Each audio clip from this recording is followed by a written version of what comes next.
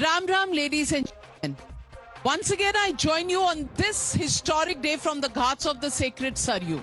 Today, after a vanvas of 500 years, Lord Ram has returned to his rightful abode, and I was there to witness this heart and soul stirring event, Pran Pratishtha, with the ambience of the shlokas, of the mantras, and also with the chosen few who were actually blessed enough to be present in the Mandir Parisar. I join you from the Ram Nagri of Ayodhya, where Bharat has reclaimed its historic and cultural legacy. Aaj Ram Ghar aa gaye. Ladies and gentlemen, I feel blessed to be a witness to this momentous occasion when the lotus-eyed Ram Lala finally became Virajman in the Garbhagriha of the Ram Mandir. Watch the two visuals on your screens. The first visual is of Lord Ram in his makeshift tent, barricaded with bamboo sticks. Ayodhya's own son was reduced to this structure, covered with a saffron cloth and held up with just the undying faith of his devotees. The journey of Lord Ram from a tent to a Bhavya Mandir today has been riddled with bullets, struggles and sacrifices. But the unwavering astha of Ram devotees has finally prevailed. This is the dawn of Ram Rajya, where Sabke Ram will guide us on the path of virtue, truth and Rajdharam. Prime Minister Modi today led the Pran Pratishtha of Lord Ram, but his association with Ram Mandir began much earlier. Look at this picture from 25th September 1990.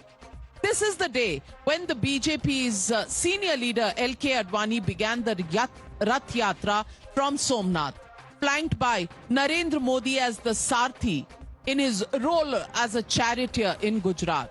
Prime Minister was also part of the Bhumi Pujan in 2020, where he did the Shashtang Pranam. Today, over 3 decades later, Prime Minister Modi says Ram Lala will no longer live in a tent. I was fortunate to be a witness to this historic day, which will be etched in our collective memory for centuries to come. Watch this report on how Ayodhya welcomed back Lord Ram. आज हम यहाँ अयोध्या नगरी में main gate पर पहुँच चुके हैं। प्राण प्रतिष्ठा का कार्यक्रम बस कुछ ही समय में शुरू हो रहा है। आज प्रभु की दया दृष्टि है कि मैं अंदर जाकर प्राण प्रतिष्ठा की पूरी सेरेमनी देख पाऊंगी। As Ram Nagari prepared to welcome back its son, Navika Kumar witnessed history being made. I'm walking in towards the venue for the Pran Pratishtha, and यहाँ पूरी जगह आपने देखा है फूलों से सब डेकोरेटेड है। सब धर्माचार्य, धर्मगुरु, सन्यासी सब अंदर जा रहे हैं। ये यहाँ से हम चलते हुए सुग्रीव किला से अंदर की तरफ जा रहे हैं। ये राम जन्मभूमि पथ है जिस पर हम चल रहे हैं।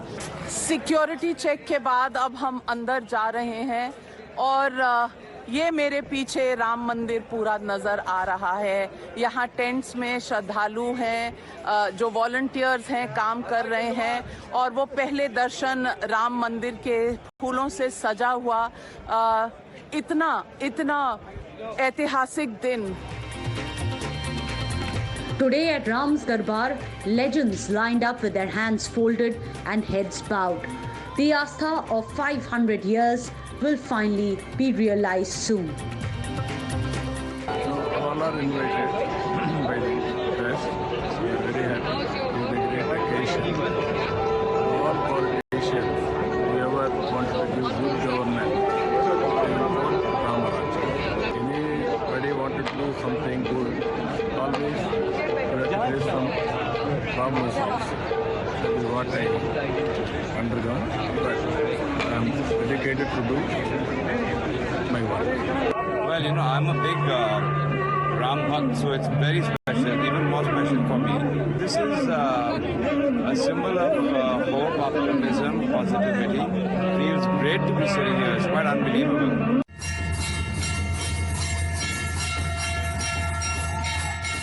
Mukhya Yajman and Prime Minister Modi, the representative of 1.4 billion Indians, took the solemn walk into the Ram Mandir. Through the flower-bedecked chambers, he stepped into the Garbhagriha.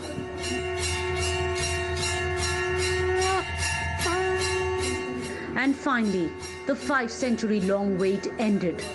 An 84-second Muhurat and the first glimpse of the newly deified Ram Lalla idol.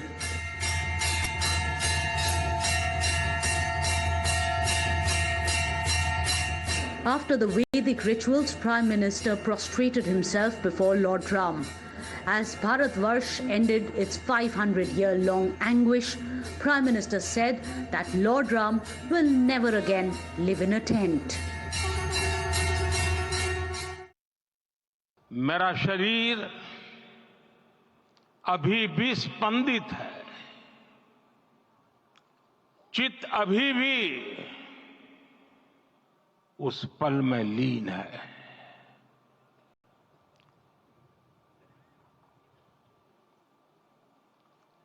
हमारे रामलला अब tent में नहीं रहेंगे।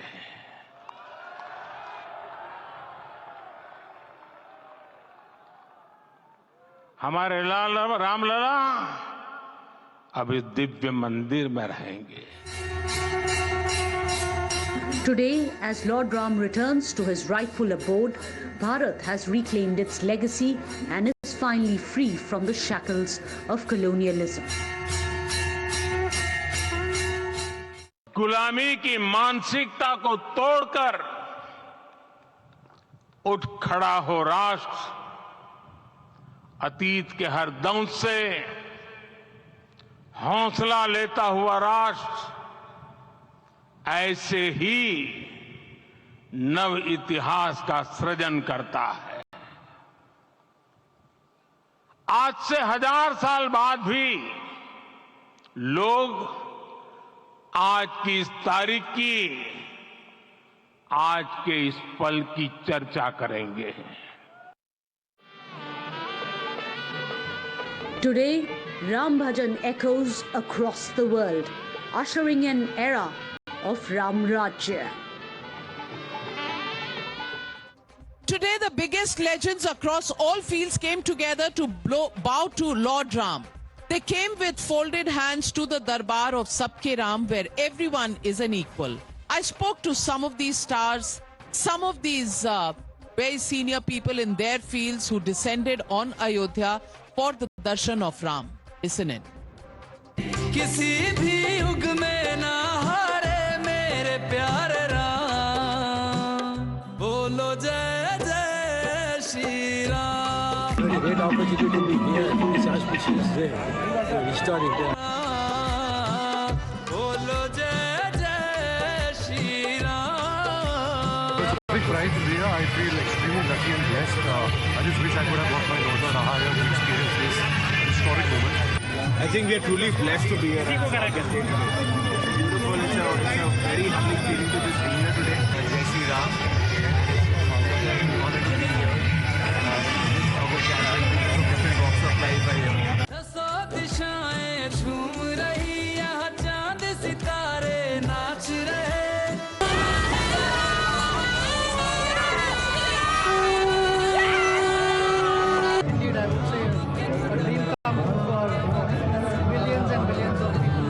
Witness this magic and this blessing we all are going to witness in the next coming years. बोलो जय जय Shri Ram.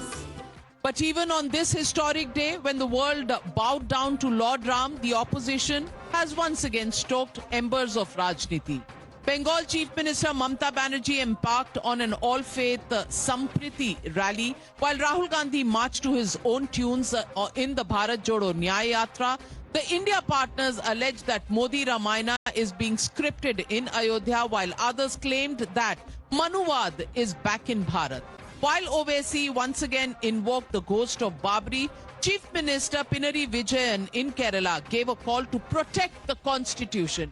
Listen in to all these attempts to inject acrimony in the Astha of billions.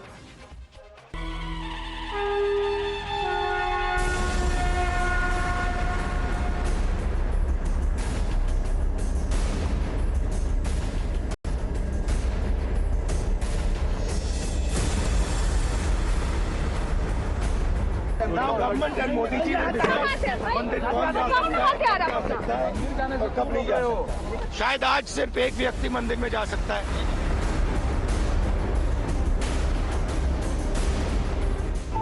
मैं इन लोगों से पूछ रहा हूं, तुम्हारी बाप की मौत को भूल सकते क्या तुम तुम्हारी माँ की मौत को भूल सकते क्या? आप एक सिस्टमैटिक तरीके से इस मस्जिद को छीन लिए।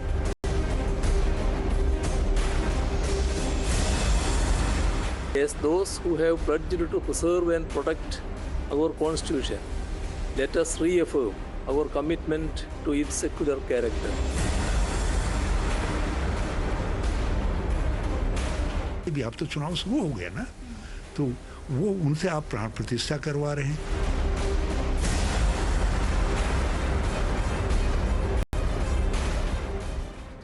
So, ladies and gentlemen, the legitimate question we are asking on the news hour tonight: is this the dawn of Ram Rajya? That's the question, and that's the debate. On the other side. You're watching the News Hour at 9. Debate number 1 on Times Now. Super Prime Time.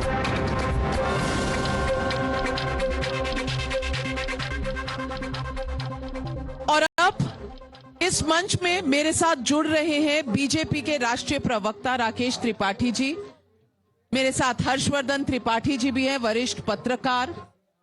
मेरी बाईं ओर आनंद रंगनाथन जी हैं, author हैं, scientist हैं, और वैसे अपने आप को नास्तिक कहते हैं, लेकिन आज सरयू के किनारे दीपोत्सव महसूस कर रहे हैं, क्योंकि राम एक एहसास है।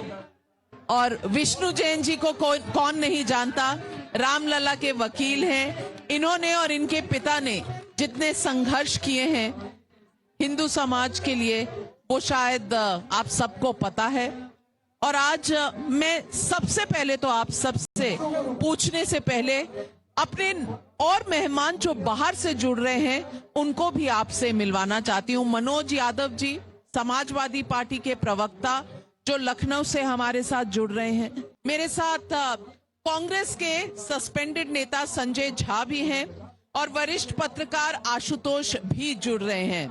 आशुतोष जी, मनोज यादव जी और संजय झा जी, सरयू के किनारे से आप सबको राम राम। राम राम राम राम। नमस्कार। सबसे पहले तो राकेश त्रिपाठी जी, मैं आपसे पूछना चाहूंगी, ये जो पहल है, ये जो आज राम हम सबके घर आ गए हैं, 500 साल जरूर लगे, और प्रधानमंत्री ने भी कहा कि कहीं ना कहीं हमारी भक्ति में, हमारे बलिदान में कमी रह गई होगी, तभी इतना समय लगा। लेकिन उन्होंने साथ में एक चीज और कही जो अक्सर राजनीति का विषय बन जाती है, और वो है कि जय श्री राम एक नारा ऐसा है जो आग भड़का देता है। उन्होंने कहा ये आग नहीं, ये ऊर्जा है। संदेश क्या था? देखिए, बैठ तो बात मैं सबसे पहले कहूंगा कि आज ये हम सब पीढ़ी, जो इस समय पीढ़ी जो देख रही है इन दृश्यों को, बहुत सौभाग्यशाली है। आज सरयू के तट पर ये जो दीप सजे हैं ना, ये पहली बार हो रहा है कि हम राम दीपावली मना पा रहे हैं।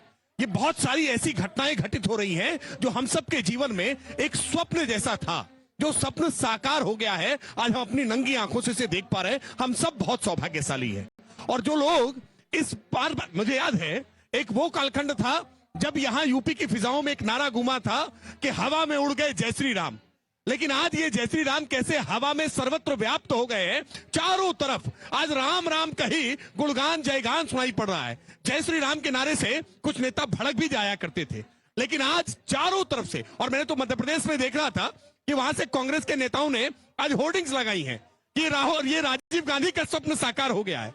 यानी राम पर आज सब अपना अपना क्लेम बनाना चाह रहे हैं, सब राम के साथ अपना बेड़ा पार करना चाह रहे हैं। लेकिन कुछ लोग अभी भी हैं, एक हनुमान चालीसा में जैसे आता है कि भूत पिशाच निकट नहीं आवे, महावीर जब नाम सुनावे, तो अभी भी कुछ लोग ऐसे हैं जो भूत यानी अतीत बनने के लिए तैयार हैं। वो अभी भी भगवान राम के नाम से तौबा करना चाहते हैं, वो अभी भी आने से इनकार करना चाहते हैं। आज एक नेता मैंने देखा कि वो प्रदर्शन कर रहे थे, दर्शन नहीं करना चाहते हैं, जमीन पर बैठ करके प्रदर्शन करने लगे कि मुझे मंदिर नहीं जाने दिया जा रहा है। सच ये है कि मंदिर जाने से किसी ने किसी को रोका नहीं। आए होते कभी नेहरू जी दर्शन करने के लिए, आए होती कभी इंदिरा जी दर्शन करने के लिए, आए होते कभी राहुल गांधी दर्शन करने के लिए, राजीव जी दर्शन करने के लिए, प्रियंका जी दर्शन करने के लिए, कभी रामलला का दर्शन करने नहीं आए। लेकिन आज इसकी पार्टी असमंजस की अवस्था में है, मंदिर जाने के लिए प्रदर्शन कर रहे हैं। यानी दर्शन करना उद्देश्य नहीं है, प्रदर्शन करना उद्देश्य है। इन सब लोगों को इस वातावरण से आज सीखना होगा कि राम सबके हैं, राम के साथ चलेंगे तभी उनका भी कल्याण होगा, उनका भी बेड़ा पार होगा। बहुत सही कहा आपने कि राम सबके हैं, लेकिन राम को बांटने की, राम के लिए श्रेय लेने की बारी अगर आती है तो कोशिश सबकी है। कहीं कोई मंदिर जा रहा है, कहीं कोई कह रहा है कि हमने ताले खुलवाए, कहीं कोई कह रहा है कि हमारे समय जो है मूर्तियों की पूजा हुई, टेंट में आ गए राम। लेकिन संजय झा जी, मैं आपसे पूछना चाहूंगी, आज यहां अगर आप अयोध्या में होते तो आपको पता चलता कि राम ने बुलाया था, राम चाहते थे कि आप आए, आप नहीं आए, तो इसमें लॉस किसका हुआ, हानि किसको हुई? आज देश और दुनिया को यह भी तो बता दीजिए।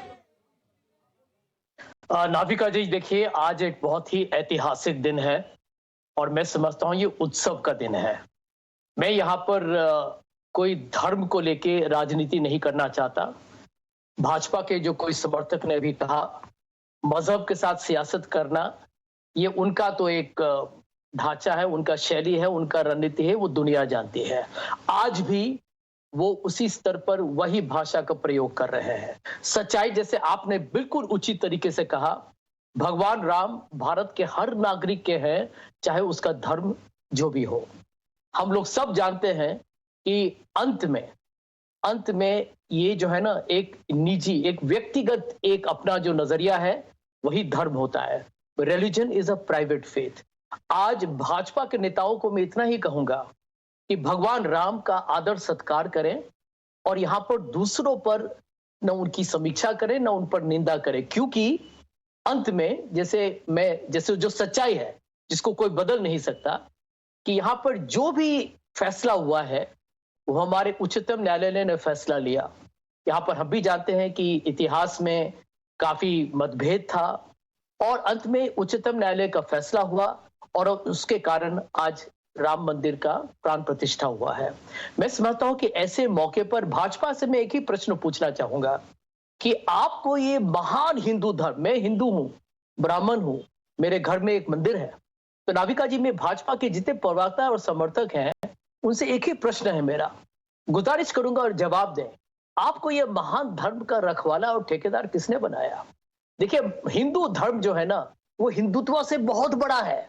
हिंदुत्व तो सावरकर जी ने 1923 में कहा था। हिंदुइज्म तो हजारों साल पुराना है, एक बहुत महान धर्म है। इसमें हम लोग सहनशीलता, प्रेम, एकता को देखते हैं। देखिए, इस धर्म की खूबियत, इस धर्म की काबिलियत, इस धर्म की प्रशंसा में जितने शब्द का प्रयोग हम करेंगे उतना कम होगा। इसीलिए यहां पर राजनीति न लाए, मैं आपसे गुजारिश करूंगा भाजपा। बातें सुनकर बहुत खुश हो रहे हैं आनंद रंगनाथन जी। आज राम से सावरकर सब याद आने लगे संजय झा जी को। यही काल चक्र था जिसके बारे में प्रधानमंत्री ने कहा था आज। नहीं, बिल्कुल नाविका जी, पहले तो बहुत बहुत धन्यवाद और जो मेरे साथ बैठे हैं उनका भी बहुत बहुत शुक्रिया, और जो वहां मैं उनको देख नहीं पा रहा हूं, संजय झा, आशुतोष और मिस्टर यादव, बहुत ही मोमेंटस दिन है। इस दिन को मैं सोच रहा था एनकैप्सुलेट कैसे किया जाए 1-2 मिनट में। तो ऑक्सफोर्ड में एक डिग्री होती है PPE, politics, philosophy and economics. तो पॉलिटिक्स, फिलॉसफी और इकोनॉमिक्स, सॉरी, मैंने सोचा आशुतोष बोल रहे हैं। पॉलिटिक्स, फिलॉसफी और इकोनॉमिक्स, और अगर ये तीनों डोमेन लें तो आज एक इन्फ्लेक्शन पॉइंट है राम मंदिर को लेके। पहले मैं एक एक करके आऊंगा, पॉलिटिक्स पे आऊंगा। इसमें कोई दो राहे नहीं है कि कांग्रेस ने फिर से जो सेंटिमेंट था देश का, जो मूड था, टोटली मिसअंडरस्टैंड किया है। उनको आज नरेंद्र मोदी के साथ राहुल गांधी को होना चाहिए था, कांग्रेस को होना चाहिए था, इनविटेशन डिक्लाइन नहीं करनी चाहिए थी। उस मंच पे कांग्रेस के नेताओं का उतना ही हक था जितना बीजेपी का था, लेकिन उन्होंने ये पूरा पॉलिटिकल जो है एटमॉस्फेयर वो बीजेपी को दे दिया। राहुल गांधी अयोध्या राम मंदिर के लिए नहीं आए, लेकिन मैं होप करता हूं कि जब यहाँ पे 5 एकड़ पे भारत की सबसे बड़ी मस्जिद बनेगी उसको इनॉग्रेट करने आएंगे राहुल गांधी, हो सकता है आज। दूसरी बात, आपने पॉलिटिक्स तो बता दिया और सबको समझ भी आ गया, सबको जनता समझ में आ गया, हो सकता है वो आएंगे। दूसरी बात फिलॉसफी की। नाविका जी, ये सोचने वाली बात है कि हम सब यंग हैं, हम में से कई लोग 20-22 साल के हैं, ये क्यों एक्साइटेड हैं? इनका क्या कनेक्ट है? इनको क्या पड़ी है? इनको अपनी हेल्थ चाहिए, वेल्थ चाहिए, एजुकेशन चाहिए, स्टेबिलिटी चाहिए, घर चाहिए, बंगला चाहिए, पर ये 500 साल पुरानी बात को क्यों याद रखा है इन्होंने? इसलिए याद रखा है कि यही हमारी सिविलाइजेशन है, कि हमें जस्टिस दिलाना है अपने पुरखों को जिनको जस्टिस डिनाई किया गया, और जो आज बहुत कूद कूद के कह रहे हैं कि अच्छा हुआ राम मंदिर बना। मैं उनसे पूछना चाहूंगा, विष्णु जैन मेरे साथ बैठे हैं, क्या वो इतने ही खुश होंगे? क्या वो चाहेंगे कि काशी और मथुरा भी हमें वापस मिले? वो नहीं चाहेंगे, वो ये ढोंग कर रहे हैं क्योंकि राम मंदिर बन गया इसलिए बहुत सारे राम के भक्त बन गए, जैसे अब सावरकर के बहुत सारे भक्त बन गए। तीसरी बात फाइनली इकोनॉमिक्स की। नाविका, आपको सोचने वाली बात है, इसीलिए नरेंद्र मोदी ने इस पे इतना इन्फ्लेक्शन पॉइंट क्यों कहा है? मुझे लगता है कि राम मंदिर आगे चल के हमारी टूरिज्म इकोनॉमी का तिरुपति को भी बीट करने वाला है। तिरुपति का मंथली कलेक्शन है 735 करोड़, हुंडी कलेक्शन सिर्फ, बाकी टूरिज्म देखिए, बाकी वहां पे रहन सहन देखिए, बाकी सब देखिए। जो मैं उत्साह देख रहा हूं कल से अयोध्या में, मुझे लगता है कि ये इंडिया का नंबर 1 रिलीजियस डेस्टिनेशन होने वाला है। बहुत बड़ी बात कही आपने। और अयोध्या कुछ 1-2 साल पहले तक, विष्णु जैन जी, कोई आता नहीं था, कोई यहाँ पर व्यवस्था नहीं थी। अगर आप देखें तो आज शहर कैसे बस गया है, यहाँ के लोग बस गए हैं, यहाँ कितना गहमा गहमी देखने को मिली है। और विष्णु जैन जी, जो लोग कह रहे हैं अदालत का फैसला था तो मोदी जी इसमें श्रेय क्यों ले रहे हैं? अदालत का जब फैसला था तब इनकी भूमिका क्या थी और आज भूमिका क्या है? देखिए, मैं तो ये आप सबको आज कहना चाहता हूं, जय श्री राम। और आज का जो दिन है ये इतिहास में दर्ज होने वाला है। और प्रधानमंत्री जी ने आज अपने भाषण में एक बात कही, उन्होंने कहा इस देश की जुडिशरी ने न्याय का मान रख लिया, न्याय का मान रख लिया, और इसके लिए इस देश की जुडिशरी को कांग्रेचुलेट किया। तो मुझे लगता है प्रधानमंत्री जी का बहुत बड़ा योगदान रहा पूरे राम मंदिर आंदोलन में, पूरी लीगल टीम को खड़ा करने में, और जितना एक प्रधानमंत्री कर सकते थे एक कार्यकर्ता के नाते, एक प्रधानमंत्री के नाते, और लीगल सीमाओं के अंदर, वो सारा काम माननीय प्रधानमंत्री जी ने किया है। तो मुझे लगता है ये राम मंदिर का पूरा आंदोलन है, अगर इसको मैं कुछ शब्दों में बयान करूं तो आज पूरी सिविलाइजेशन ने इतने साल लड़ा है जस्टिस पाने के लिए। और वही बात आज मैं आप सबके सामने कहना चाहता हूं जो प्रधानमंत्री जी ने मन से कही कि हम लोगों को देर जरूर हो गई, उन्होंने भी भगवान राम से क्षमा मांगी और हम भी क्षमा मांगते भगवान राम से। ये काम करने में हम लोग अपने जितनी क्षमता लगा सकते थे लगाई, उसमें देर हो गई, पर अब आगे की राह और तेजी से सारे काम होने जा रहे हैं और सुनहरा सनातन का इतिहास हम लोग लिखने जा रहे हैं। अयोध्या तो झांकी है, काशी मथुरा बाकी है। क्या इंडी गठबंधन ने एक मौका खो दिया? नहीं, निश्चित तौर पर नविका जी खो दिया, लेकिन दुर्भाग्य है कि मौका खो गए लेकिन उसे स्वीकार करने को तैयार नहीं। कई बार होता है ना हमारे जीवन में, हम सब मनुष्य हैं, गलती हो सकती है। कई बार हमको राजनीतिक लाभ मिलता है, सत्ता मिलती है, तो हम गलती दोहराते जाते हैं। नविका जी, जानबूझकर ऐसी गलती करना कि देश के एक बड़े वर्ग को, उस मानस को कुचल कर, उसको अपमानित करके, और मैं बार बार ये कहूंगा कि ये बहुत खुश होने वाला अवसर है, लेकिन ये अवसर 15 अगस्त 1947 के बाद जब हम गणतंत्र बने तो इस देश की सबसे पुरानी पार्टी कांग्रेस पार्टी को ये काम करना चाहिए था। ये काम करना चाहिए था कि जो हिंदू स्वाभिमान से जुड़ा सबसे बड़ा प्रतीक है, और अगर उन्होंने वो गलती की, उसके बाद उनको सत्ता मिलती रही, तो एक बड़ा वर्ग पैदा हुआ। आज वो भी कहने लगा है कि राम जी का मंदिर बन रहा है तो सबको स्वागत करना चाहिए, सबको श्रेय देना चाहिए, सब उसमें सहभागी हैं। अरे भाई, अगर सब सहभागी होते तो ये मंदिर आज थोड़ी ना बन रहा होता। इसमें जो सहभागी हैं उन्हीं को श्रेय मिलेगा, और जिन्होंने इसकी राह में रोड़े अटकाए हैं नविका जी, उनकी तो जवाबदेही तय होगी, उनकी जवाबदेही तय होगी। लेकिन समय बदल गया है, लोकतांत्रिक तरीके से तय होगी। ये भारत का जनमानस जो जागा है वो अपने इन्हीं लोकतांत्रिक अधिकारों के लिहाज से राम की नगरी अयोध्या से भारत का भाग्य बदलने जा रहा है। अभी भी जो नेता समझ लेगा शायद उसकी बेहतरी हो जाएगी, वरना जिन्होंने राम को सीमित किया, उत्तर प्रदेश में शून्य हो गए, अब दूसरी जगहों पर भी शून्य होने की ओर बढ़ जाएंगे। आशुतोष जी, अगर मेरी आवाज आप तक आ रही है तो आशुतोष जी, आज ऐसा दिन था ऐतिहासिक, और जो टीवी स्क्रीन पर देख रहा था या जो वहां मौजूद था, सबके रोंगटे खड़े हो गए और सब एकदम मंत्रमुग्ध हो गए थे।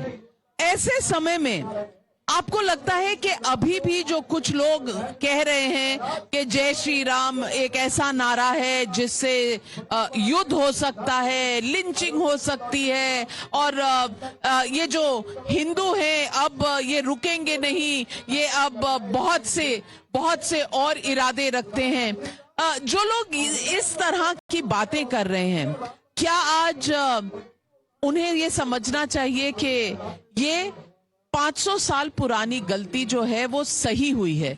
सही होने के बाद आज राम जब अपने घर लौटे हैं तो भाव कुछ और हैं। यहाँ लड़ने कोई नहीं आया, यहाँ ऊर्जा लेने लोग आए हैं, और इस ऊर्जा को क्या आप भी महसूस कर रहे हैं? नविका जी, मैं उम्मीद करता हूं कि मुझे ध्यान से सुना जाएगा और मुझे कोई डिस्टर्ब नहीं करेगा। दो चीजें हैं।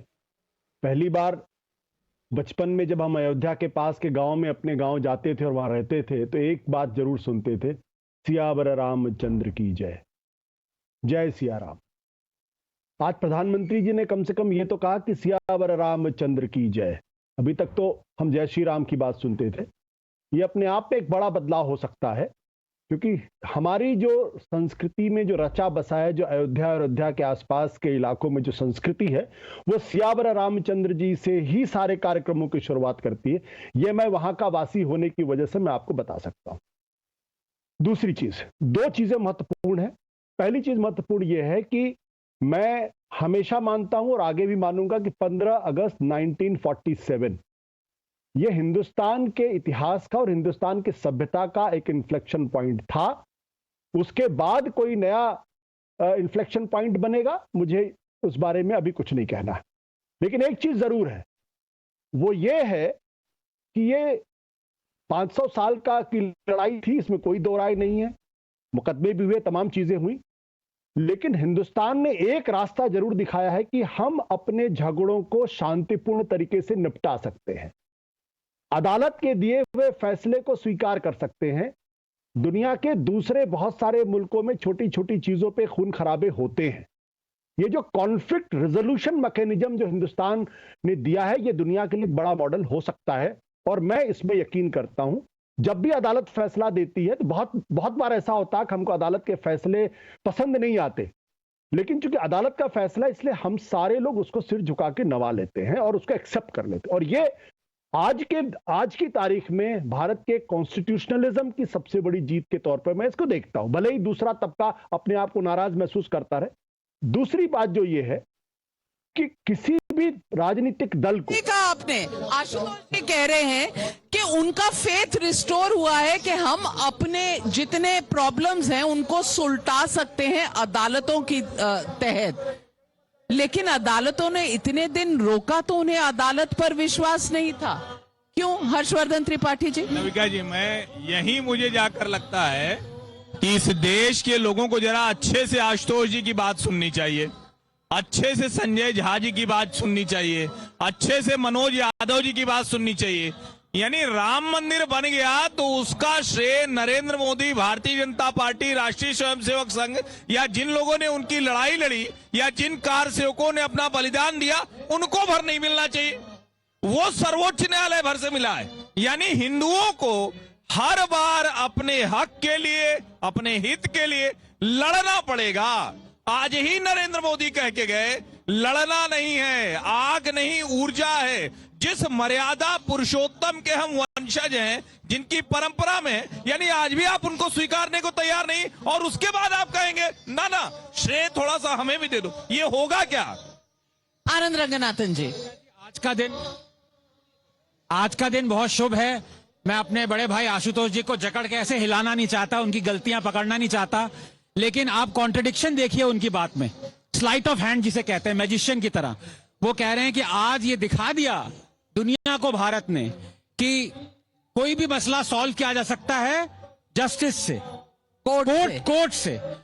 ये वही है जो कि कहते हैं कि हिंदुओं को कोर्ट भी जाने की अनुमति नहीं है प्लेसेस ऑफ वर्शिप एक्ट की, तब उनके लिए हिंदुओं को अलाउड नहीं है कोर्ट जाना, काशी और मथुरा के लिए। यही आशुतोष है जो कहते हैं प्लेसेस ऑफ वर्शिप एक्ट होना चाहिए। ये कहता है कि हिंदू काशी और मथुरा के लिए कोर्ट भी नहीं जा सकते हैं। विष्णु जी को इतनी और इनके पिताजी को, हरि जैन जी को इतनी प्रॉब्लम सेव करनी पड़ रही है। आज वही आशुतोष कह रहे हैं कि सारी प्रॉब्लम कोर्ट सॉल्व करेगा, तो कोर्ट को सॉल्व करवाइए काशी और मथुरा की प्रॉब्लम, इजाजत दीजिए हिंदुओं को जाने के लिए, वो नहीं देंगे। लेकिन लॉ बदलना पड़ेगा, तब ये कहेंगे कि लॉ बदल दीजिए, आपकी सरकार है। ये जो आर्ग्यूमेंट है ये चलते रहेंगे। लेकिन मनोज यादव जी, आप होते तो अच्छा होता। अयोध्या की नगरी में ये जो दीपोत्सव मेरे पीछे हो रहा है सरयू पर, आप भी हमारे साथ शरीक होते, आपको भी अच्छा लगता और महसूस होता कि ये भारतीय संस्कृति हमारे साथ चल रही है। यहाँ हर इंसान का भाई है, इंसान का शुभ चिंतक है, कोई किसी का बैर नहीं है। लेकिन राजनीति है तो क्या करें, आप आ नहीं पाए। मनोज यादव जी, क्या मन में कहीं थोड़ी सी कसक है कि होते तो अच्छा होता अयोध्या नगरी में आज? निश्चय ही नविका जी, सर्वप्रथम मैं आपको बधाई दूंगा इस बात की कि आज भगवान राम की प्राण प्रतिष्ठा हुई और उससे देश में एक हर्षोल्लास है। चारों तरफ शंख नाद हो रहा है, दिवाली जैसा पूरा वातावरण है। लेकिन जो आपकी डिबेट में ताने वीर लोग बैठे हैं, इन ताने वीर लोगों को मनोज यादव बधाई नहीं देंगे, क्योंकि आज के उत्सव के बाद भी इनके मुख से ताने ही निकल रहे हैं। हर्षवर्धन त्रिपाठी जी तो इतने उद्दलित हो रहे हैं कि पता नहीं क्या क्या कह रहे हैं, और वो दूसरे वाले त्रिपाठी जी बीजेपी वाले कह गए आज राम दिवाली हो रही। तो भैया, जो हजारों साल से हमारे पूर्वज भगवान राम की वापसी पे दिवाली मना रहे थे, वो क्या झूठी दिवाली थी क्या? मैं तो हतप्रभ हूं कि आप कुछ भी बोल सकते हो, कुछ भी कह सकते हो। अरे नविका जी ने कितने अच्छे से मुझसे सवाल पूछा, आप भी इसी परिभाषा के साथ मुझसे सवाल पूछ लेते कि आपका होते तो आपको अनुभूति अच्छी आती, आपको अच्छा लगता। लेकिन इतना संकुचित ज्ञान है आपका। और मैं तो एक ही बात कहूंगा कि समाजवादी पार्टी को कोसने से बीजेपी बढ़ सकती है, भगवान राम का अस्तित्व मुझे लगता है आप कम ही करोगे, बढ़ा नहीं पाओगे। समाजवादी पार्टी और हमारे जितने भी नेता हैं धर्म का अपमान नहीं, धर्म का मान करते हैं। आदरणीय राष्ट्रीय अध्यक्ष जी, आदरणीय नेताजी, अगर आप आज ये प्रक्रिया लगातार अपनाओगे तो मैं एक ही बात कहूंगा, आपकी सोच बहुत छोटी है। नरेंद्र मोदी जी ने आज पता है क्या किया? मैं तो देख के हतप्रभ रह गया। मोदी जी ने, आप इनकी सोच छोटी कह रहे हैं, आपकी सोच बहुत बड़ी थी। जब निमंत्रण मिला था आपके राष्ट्रीय अध्यक्ष को और आप आए नहीं, आपने निमंत्रण ठुकरा दिया, तो आपकी सोच बड़ी कैसे हो गई मनोज यादव जी? ये तो आप हम पर कहर ढा रहे हो। मनोज यादव जी का कहना है, जवाब उन्होंने कहा कि आप तानावीर हैं और दूसरे त्रिपाठी जी भी तानावीर हैं, आप ताने दे रहे हैं उन्हें। ये देखिए, अभी भी ये नविका जी शो कर रहे हैं और यहाँ ये गुलाब की पंखुड़ियां पड़ी हुई। हम लोग दोपहर में जब इसी मंच से शो कर रहे थे तो अयोध्या के नागरिकों पर, अयोध्या के लोगों पर, राम मंदिर का दर्शन करने आए, इस नगरी में आए लोगों पर गुलाब के फूल बरसाए जा रहे थे। गोलियां भी कभी चली थी। गोलियां भी कभी चली थी। और छोटी और बड़ी सोच, गुलाब की पंखुड़ी और गोलियां, ये जनता तय करेगी। हम आप कौन है? हम लोग तो ठीक है, राम की नगरी है, यहां सब एक प्राणी मात्र है, लेकिन गुलाब की पंखुड़ियां और गोलियां आप तय कीजिए। जनता क्या समझती है, मैं आपके पास आऊंगी। लेकिन राकेश त्रिपाठी जी, एक उन्होंने ताना आपको भी दिया कि जब आप ताने देते हैं अपने विपक्षी दलों को, तो कहीं ना कहीं राम का अस्तित्व छोटा करते हैं, बड़ा नहीं। राम का अस्तित्व और उनका मान समाजवादी पार्टी बढ़ा रही है। समाजवादी पार्टी के लिए तो केवल महत्वपूर्ण मुलायम सिंह यादव जी का जन्मदिन रामपुर में लंदन वाली बग्घी से मनाने से था। उनके लिए बड़ा उत्सव वो होता था, उनके लिए बड़ा उत्सव सैफई महोत्सव हुआ करता था। ये संस्कृति तो उनको कभी रास आई ही नहीं थी। अयोध्या का दीपोत्सव वो कैसे अपनी आंखों से देख पाते? ये समाजवादियों के लिए थोड़ा सा मुश्किल है, क्योंकि उनके लिए हिंदुओं को कैसे जाति के आधार पर विभाजित करो और कैसे मजहबी तुष्टीकरण के आधार पर एक वोट बैंक को खुश करने का प्रयास करो, ये समाजवादी पार्टी की रणनीति रही है। लेकिन परिस्थितियां बदल गई हैं। अब हिंदू एकजुट है और आज ये दिन संकल्प लेने का है कि हिंदू एकजुट होकर के अपने मंदिरों की रक्षा नहीं करेगा, अपनी संस्कृति की रक्षा नहीं करेगा, तो फिर कोई मुगलिया सल्तनत आएगी, फिर कोई आक्रमण होगा और फिर हमारे मंदिर गिराए जाएंगे। इसलिए सबको संकल्पबद्ध होकर के, जाति पाति से ऊपर उठ करके, अगड़ा पिछड़ा से ऊपर उठ करके एक होना होगा, संगठित होना होगा। ये संकल्प लेने का अवसर है। निश्चित तौर पर इसको सकारात्मक रचनात्मक तौर पर देखा जाना चाहिए। यह समाजवादी पार्टी के लिए एक अवसर था परिष्कार का, लेकिन उन्होंने प्रभु के इस आमंत्रण का तिरस्कार किया है और अब जनता उनका बहिष्कार करने का काम करेगी। जो परिष्कार नहीं कर सका अब उसका बहिष्कार ही होगा। विष्णु जैन जी, एक और बात कही मनोज यादव जी ने, और उन्होंने कहा कि राकेश त्रिपाठी जी कहते हैं कि आज राम दीपावली है, तो उनका कहना है कि सदियों से जो दीपावली थी वो कौन सी दीपावली थी, ये जो नई दीपावली लेकर आ गए। यानी कि मतभेद राम के नाम पर, दीपावली के नाम पर, दीपोत्सव के नाम पर आज भी बरकरार है। मुझे लगता है मनोज यादव जी इस देश का मूड समझ नहीं पा रहे हैं। वैसे तो मैं पॉलिटिशियन नहीं हूँ, वो पॉलिटिशियन है, मैं वकील हूँ। एक वकील होके, नागरिक होके मैं लोगों की भावनाएं समझ पा रहा हूँ, सुन पा रहा हूँ, देख पा रहा हूँ, महसूस कर पा रहा हूँ। पर एक पॉलिटिशियन का सबसे बड़ा काम होता है कि वो लोगों की नब्ज समझे। वो लोगों की नब्ज ही नहीं समझ पा रहे हैं, और नब्ज इसलिए नहीं समझ पा रहे हैं क्योंकि उन्होंने एक जो विकृत पॉलिटिक्स इस देश में की है वो हम सब लोगों ने देखी है। उन्होंने वो पॉलिटिक्स की है जब हमने देखा है कि उन्होंने यूपी में आतंकवादी छोड़े। उन्होंने वो पॉलिटिक्स की है जब उनके मंत्री आजम खान ने संविधान की शपथ खाने से मना कर दिया, हाईकोर्ट में रिट फाइल करनी पड़ी, तब दोबारा संविधान की शपथ खाई। तो इस तरह के लोग कभी भी ये मूड नहीं समझ पाएंगे। और मैं दोबारा कहना चाहता हूं मनोज यादव जी को, आइए राम मंदिर के दर्शन करिए और हम सबके साथ बोलिए जय श्री राम। पब्लिक का मूड मनोज यादव जी, संजय झा जी समझिए। यहाँ लोग सवाल पूछ रहे हैं, पब्लिक से सवाल लेती हूँ। आप कहाँ से हैं? मैं मऊ जिले का रहने वाला हूँ। मैं समाजवादी पार्टी के जो स्पोक्स पर्सन है मनोज यादव, इनसे मैं पूछना चाहता हूँ कि ये यदुवंशी होने का दावा करते हैं, कृष्ण के वंशज होने का दावा करते हैं, तो अगर भारतीय जनता पार्टी कृष्ण जन्मभूमि को मुक्त कराने का अभियान छेड़ती है तो क्या समाजवादी पार्टी साथ देगी उसमें? बहुत बड़ा सवाल है मनोज यादव जी। यहाँ पब्लिक से सवाल आया है, यदुवंशी पार्टी हैं आप, अगर बीजेपी और विष्णु जैन जी इस जद्दोजहद में लगे हैं कि कृष्ण जन्मभूमि मिल जाए, तो क्या आप साथ देंगे? जनता का सवाल है।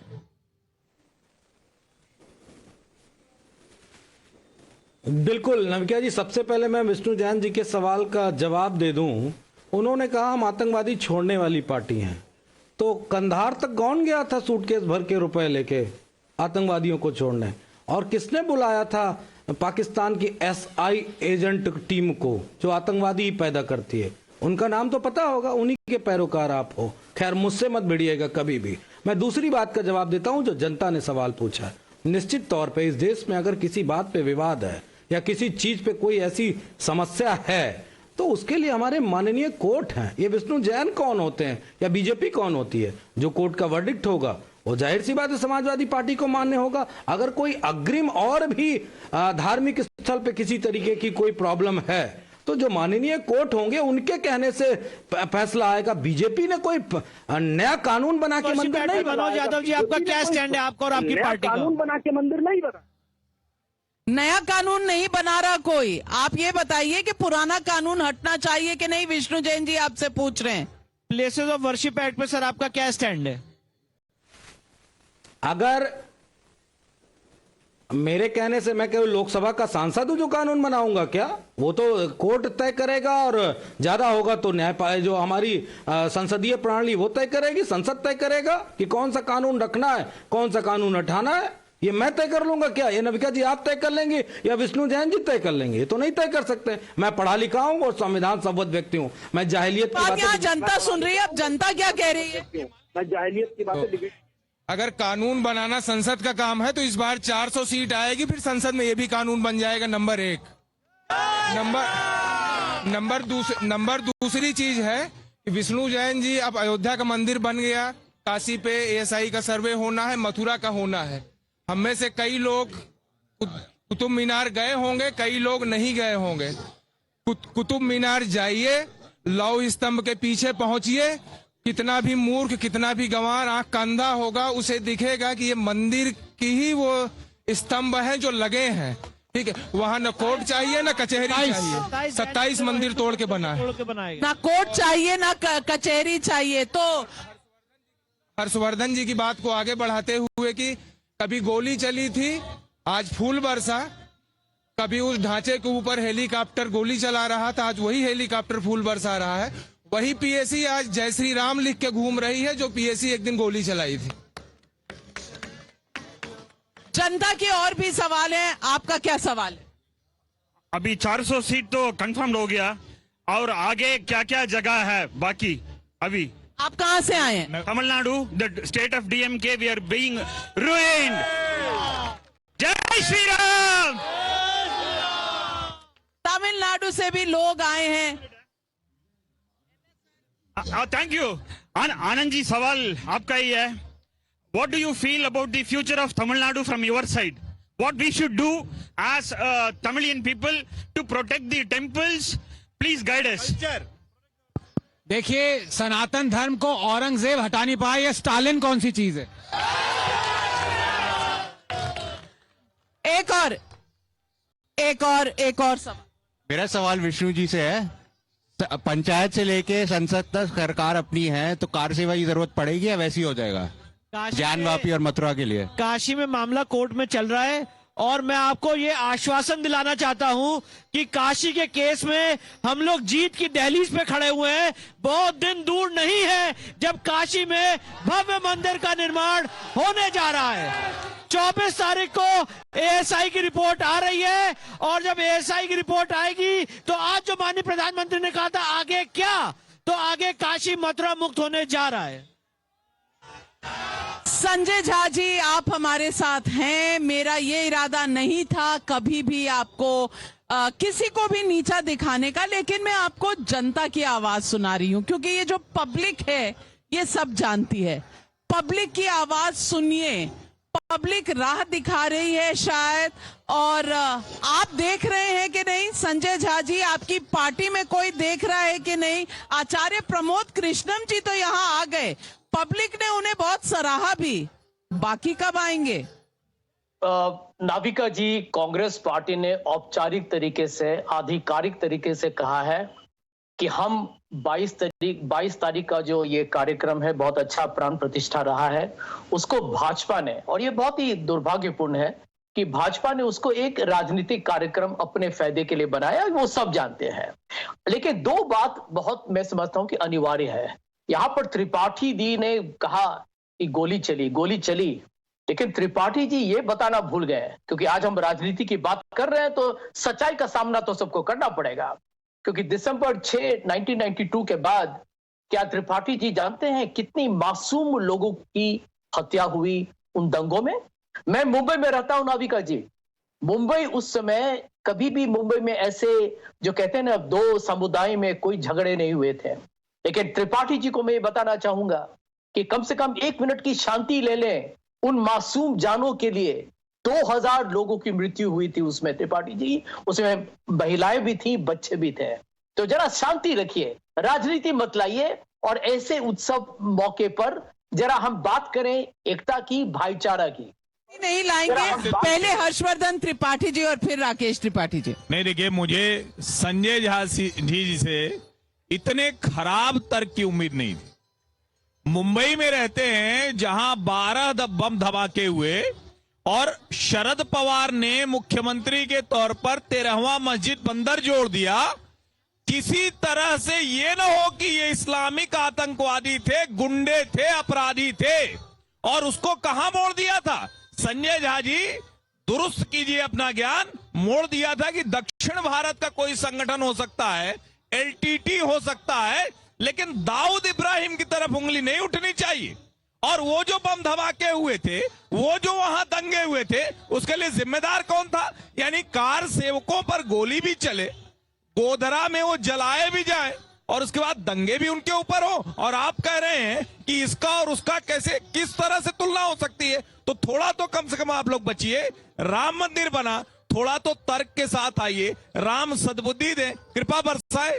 बिल्कुल, और मैं सोचती हूँ कि आज के मौके पर कम से कम कड़वाहट से अगर हम बच जाते तो शायद राजनीति को एक ड्रॉर में ही रखने को कहा था, कहीं नदी में फेंकने को तो कहा नहीं था, ड्रॉर में रख देते, कल सुबह से कर लेते, आज क्यों कर रहे हैं? लेकिन राकेश त्रिपाठी जी, अब सवाल है तो जवाब होना ही चाहिए। मुझे लगता है कि जवाब तो अपने आप स्पष्ट है कि एक समय था जब रघुनाथ मंदिर में बम धमाके होते थे, जब अक्षरधाम मंदिर में बम धमाके होते थे, जब संकट मोचन पे बम धमाके होते थे, इस अयोध्या धाम में बम धमाके थे, चारों तरफ बम ही बम दिखते थे, और आज काशी से लेकर के अयोध्या तक हर हर बम बम, हर हर बम बम, यानी एक तरफ बम और आज हर हर बम बम। ये परिवर्तन है, इस परिवर्तन को उनको महसूस करना चाहिए।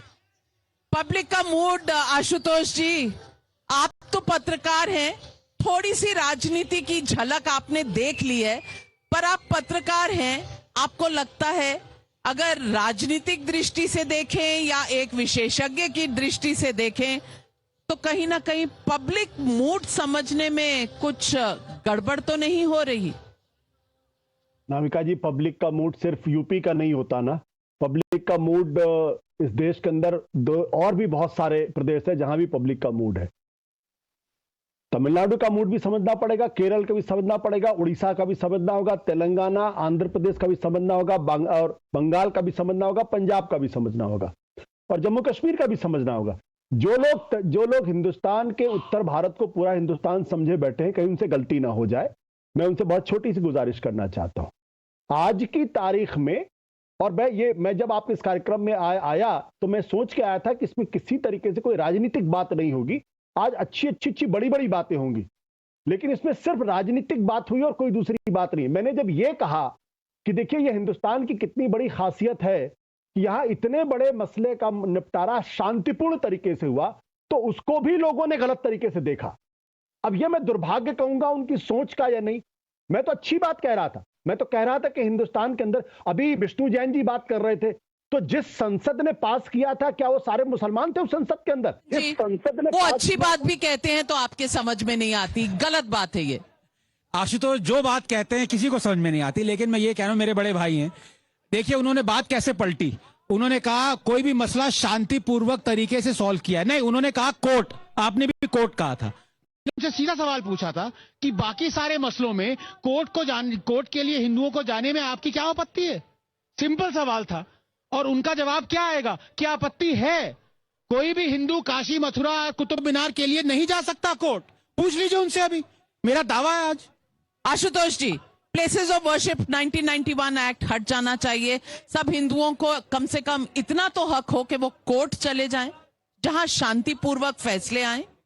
नाविका जी, आपने बहुत अच्छा सवाल किया। पहली बात तो ये कि अगर हमको इस देश के संविधान पे और देश की संसद पर यकीन है तो उसके लिए गए फैसले पर भी यकीन करना होगा।